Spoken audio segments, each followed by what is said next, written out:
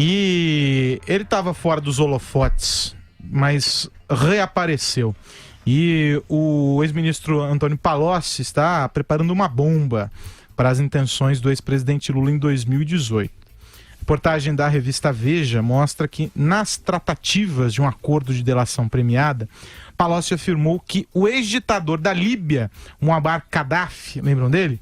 Enviou secretamente ao Brasil em 2002 $1 milhão para financiar a campanha do petista, que foi eleito. Palocci destacou ainda que Lula tratava Gaddafi como amigo ou até mesmo irmão. E durante o mandato, Lula se reuniu 4 vezes, pessoalmente, com o ditador que governou a Líbia por 41 anos e foi morto em 2011. Agora, Vera, é um tipo de relato que mostra as relações, para usar outro termo, complicadas no governo petista com as ditaduras africanas. Parte delas conhecidas, né? A gente já sabia, o Andreasa falou disso aqui ontem, aliás, dessa maneira como o PT lidou com ditaduras, não só na África muito, mas também o Irã, né, aquele tratamento bastante estranho dado ao tratado nuclear, à política nuclear, por exemplo, iraniana, com Cuba, com as ditaduras bolivarianas aqui da América Latina. Então isso é conhecido, e também era conhecida essa brodagem do Lula com o Gaddafi. Eles posaram para várias fotos ali, amigões, isso já é antigo e é conhecido. Agora, dito isso, eu não sei como que o Palocci pretende provar uma coisa tão intrincada, com cara de filme, assim, numa delação premiada. Esse tipo de transação, se existe, eu não duvido que ela exista. Eu acho que ela existe. Já houve denúncias anteriores disso, se vocês se lembrarem. Na época da investigação, por exemplo, da CPI dos bingos, foi dito que dinheiro de Cuba havia entrado no Brasil em jatinho junto com bebida, junto com garrafas de rum. Então, tudo isso já existe. Esse relato de uma triangulação de financiamento entre o PT e ditaduras de esquerda é antigo e já existe. O difícil é comprovar. Uma delação premiada depende de corroboração, depende de provas. E esta, eu acho que é uma que não se sustenta só no gogó. É algo que você precisa ter, no mínimo, ali um e-mail, no mínimo, alguma conta no exterior que era abastecida por esse dinheiro. Você tem que ter algum elemento mais consistente de corroboração, que não seja só o relato, que eu repito, parece fantasioso, parece de filme, mas é verossímil com o histórico do PT, o histórico de suporte a essas ditaduras e de uma espécie de intercâmbio político que havia com essas ditaduras. Então eu não acho irreal, não acho inverossímil, mas é de difícil comprovação. E aí, Andreasa? É dificílima comprovação. Tenho a impressão de que Palocci gostaria de que ele tivesse, mas que não terá documentos que alicercem essas acusações. Mas do ponto de vista da história, para quem acompanha a história, as relações internacionais, a evolução das relações internacionais dos governos petistas, sobretudo da política internacional estabelecida pelo Lula, celebrada como includente, né? Vamos dialogar com a África, vamos mudar as nossas rotas de relações comerciais ou ampliá-las. E isso obrigatoriamente passando aqui pela América Latina, né? E aí é preciso falar sempre do Foro de São Paulo, da organização criada pelo Lula, pelo Fidel Castro, pelas Farc, fundadora. Está na origem desse modelo de relação internacional integrada aqui entre países da América Latina. Ontem nós falamos aqui também sobre a relação da Cristina Kirchner com o governo iraniano do Ahmadinejad, com o qual o Lula também se relacionava. Há fotos dos dois se abraçando. Um dos encontros do Lula com o Gaddafi foi na Venezuela, minha gente, sob as bênçãos de Hugo Chávez. Vocês acham que esse pessoal estava lá fazendo diplomacia? É evidente que não. É evidente que há uma política, uma ideologia por trás fazendo essa costura. E aí é preciso citar 2 personagens. Um já está no colo do capeta, que é o Marco Aurélio Garcia. O outro estava, alguns dirão que ao lado do capeta hoje, aqui no Rio de Janeiro, nessa peregrinação que o Lula fez aí, essa demagogia, essa caravana aqui pelo Rio de Janeiro, o Celso Amorim. Dizem até que pode ser o candidato do PT ao governo do estado do Rio. É o principal responsável, era o ministro, era o chanceler, o ideólogo dessa barbárie. Não trouxe nada para o Brasil em termos econômicos, o Brasil não conquistou nada, não aumentou em nada o seu volume de exportações para esses países. No entanto, o volume de traficância nós conhecemos. As empresas brasileiras Odebrecht, Andrade Gutierrez, mesmo a Petrobras nesses países, o BNDES nesses países. Nós sabemos muito bem a barbárie que foi, uma caixa preta ainda não devidamente aberta. E você, Madu, como analisa?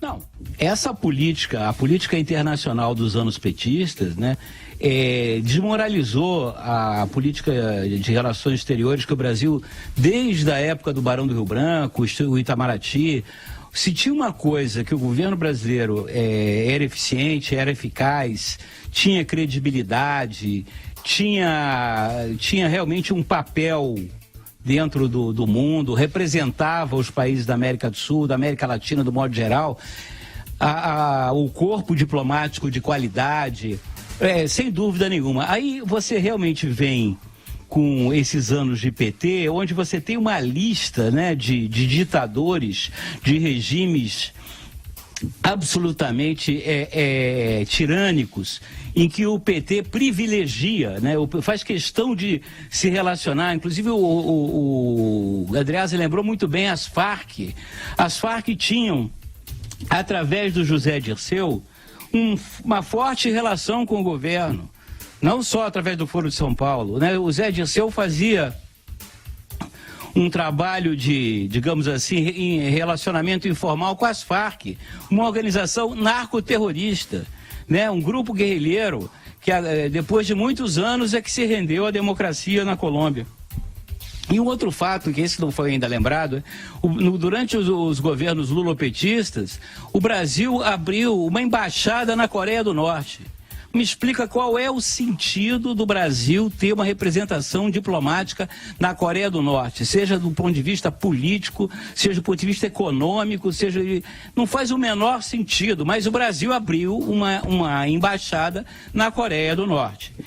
São coisas realmente que só da cabeça do Marco Aurélio, né, ou do Marco Aurélio, do Lula, do Zé Dirceu e desses ditadorzinhos de meia tigela aí que tentaram mandar no Brasil. Ainda tentam, né? Ainda tentam. E vamos lembrar, por que faz sentido que o Muammar Gaddafi tenha mandado dinheiro por fora para o PT? Porque nos governos Lula e Dilma, o que aconteceu ali, o que aconteceu em outras dessas ditaduras alinhadas, ditaduras de esquerda, ditaduras aí bolivarianas, etc., alinhadas ao petismo. As empreiteiras brasileiras fincaram suas bandeiras na Líbia. Você tem Odebrecht, Queiroz Galvão, Andrade Gutierrez e a própria Petrobras enchendo a Líbia de projetos durante o regime Gaddafi sob as bênçãos do senhor Lula. Então, essa ida de investimentos brasileiros lá à custa dessa política do Lula de fomento às empreiteiras via BNDES e essas empreiteiras espalhando o seu domínio pelo tabuleiro de war ali da esquerda bolivariana, esquerda em geral, justifica uma contrapartida em forma de dinheiro para campanhas do PT, para que esse projeto se perpetue e, portanto, a grana e a ida das empreiteiras também se perpetue. Era todo um projeto estratégico de ganha-ganha para os dois lados e quem perdia éramos nós, né? Porque víamos o dinheiro do BNDES, víamos tudo isso indo para esses países que são ditaduras, enquanto aqui faltava dinheiro para investimento, né? A gente sabe bem qual a cantilena, além dessa corrupção toda desvairada que tem origem nesse mesmo projeto. E o ex-presidente Lula, como o Andreasa mencionou, continua essa caravana pelo Rio de Janeiro. E nessa sexta-feira, em passagem pela Universidade Federal Rural, ele fez novas críticas ao juiz Sérgio Moro e à Lava Jato. Qual a novidade, né? E a um auditório repleto de estudantes e professores, o Lula disse que Abre aspas. Inventaram apartamento triplex offshore no Panamá. E que o juiz Moro tem que saber que se alguém brigou no país contra a corrupção, foi o PT. Fecha aspas. O ex-presidente diz também que, abre aspas, todos que prestaram delação estão fumando charuto e rindo da nossa cara. Constroem a sociedade entorpecida, anestesiada e colocam a culpa de toda a desgraça em alguém. Fecha aspas. E aí, Lula terminou dizendo que Michel Temer não é um presidente, que ele é um instrumento do poder financeiro brasileiro. Ô, Andreasa, e aí? Eu gostaria de defender o charuto, que não tem nada a ver com isso, é uma maravilha da humanidade, uma das maiores criações da história. Dito isso, ele faz evidentemente referência àquela capa da Veja em que o advogado do Antônio Palocci, né, o negociador da delação do Palocci, um fanfarrão de primeira, aparece lá degustando um belíssimo coíba. É óbvio que a referência é essa. É o Lula, né, minha gente? Nós sabemos a verdade. Nós sabemos que é mentira, empulhação, demagogia, mistificação. Os adjetivos são vários. Mas o que me importa aqui, em termos de análise, é a eficácia do discurso, a eficácia da mensagem do cara. E eu lamento muito dizer, é minha avaliação, ele continua fazendo uma excepcional leitura do cenário, a leitura que é possível para ele está numa posição muito difícil, é um homem condenado, e ele vem e faz o discurso para o seu eleitor. Ele não está nem aí para a gente, ele sabe que não tem o nosso voto, o meu voto, ele sabe que não tem, ele não fala para mim. Ele fala para aquela base de 20, 25% que ele precisa manter ativo para chegar em condições, aliás, não. Se ele mantiver esses 20, 25% e puder disputar a eleição, ele já está no segundo turno. Essa é a verdade, é essa chama maldita que ele cultiva. E aí, Madu? Não, afora o discurso enganador, né? O Lula não é um mitômano, nem um mitocrata. Ele é um mentiroso mesmo, que usa a mentira. É uma espécie de Goebbels. Eu costumo dizer que o Goebbels, perto desses governos petistas, perto do Lula, não chegava nem a estagiário, nem a trainee. Esses caras, eles têm uma capacidade, né, uma cara de pau, um cinismo, são capazes de mentir deslavadamente, continuadamente. O que é incrível é o seguinte, que o senhor Luiz Inácio Lula da Silva, por conta de tentar escapar da cadeia, está transgredindo a lei mais uma vez, dessa vez a lei eleitoral. Ele está aí em campanha aberta, deslavada, e não acontece nada. Não acontece assim. Bom, se fosse eu não sou candidato a nada, mas se fosse eu resolvesse eu sair em campanha aí para qualquer coisa, eu tenho certeza que em menos de 24 horas, né, eu seria, no mínimo, chamado a atenção, né, pelo Tribunal Superior Eleitoral. Não acontece nada. Não acontece nada. Ele sai mentindo pelo país, enganando. Agora, aquela velha história, né, André? Só é enganado quem se deixa enganar. Né? Quem erra uma vez, tudo bem. Agora, quem insiste no erro é burro mesmo, aí não tem jeito. Diga, Vera. Eu vou lançar a mão aqui do Rádio Leitura, com autorização, pedindo autorização do Andreasa. A fala do Lula me lembrou... Por favor, Vera Magalhães. Um livro do Rubem Fonseca, que o Andreasa já até recomendou a leitura de Rubem Fonseca aqui, que chama E do meio do mundo prostituto, só amores guardeiam meu charuto. É um romance no ar, que tem um dos melhores personagens do Rubem Fonseca, que é o detetive Mandrake. E o Lula é um mandrake, né? Um mandrake naquela acepção do termo de fazer mandracarias. Ele está fazendo essa cantilena porque saiu essa matéria da Veja que mostra mais um pedaço da delação do Palocci. Então interessa a ele demonizar os delatores, demonizar o Instituto da Delação Premiada, dizer que eles estão ali recebendo benefícios, etc, etc, etc. É claro que recebem benefícios, que se você é um insider de uma quadrilha, você só vai falar mediante benefícios. É assim que funciona, este é o princípio da delação premiada, então não adianta nada disso que ele está falando. É isso mesmo, é assim que é para ser. A delação premiada foi feita com o propósito de bagunçar as organizações criminosas a partir da cooptação de um de seus membros. Uma cooptação que é legal. Ela é feita dentro de balizas legais e ela fornece benefícios para essa pessoa que quer trair o bando. Então, o Palocci é mais um deles e o Palocci é o mais perigoso dos delatores para o senhor Mandrake Lula.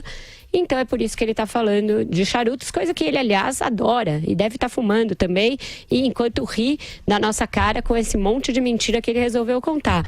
Eu acho que o Lula fala, mas é muito fácil verificar o que tem de mentira no conteúdo da fala dele. Acho que isso vai ficar claro na campanha. Eu acho que isso tem prazo de validade, não cola mais. E como o Moro disse que não debate publicamente com condenados, eu seria obrigado a separar. Olha lá, o Andreasa mostrando o charuto. Tá mostrando o charuto ou o livro? Charuto? Não, o charuto. Não, eu tô mostrando o charuto, de verdade, tá, pessoal? Aquele enrolado, né? Não é outra coisa. Pelo amor de Deus. Vamos ser gráficos pra quem tá no rádio. Por favor. Esse é um programa familiar. Por favor, é um pessoal do programa rádio. da família brasileira. Não O charuto do Andreasa é um objeto de tabaco. É um Monte fumado. Cristo. Vou pesar o Combustível. objeto de tabaco.